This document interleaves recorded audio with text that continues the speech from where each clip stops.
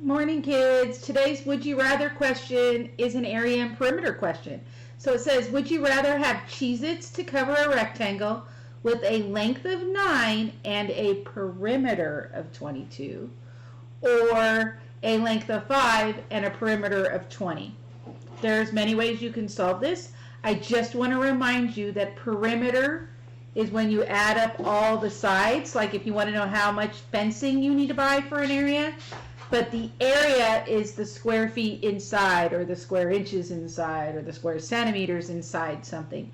So double check, maybe draw a picture. I would draw a picture because that's just the way I am. I'm a visual person.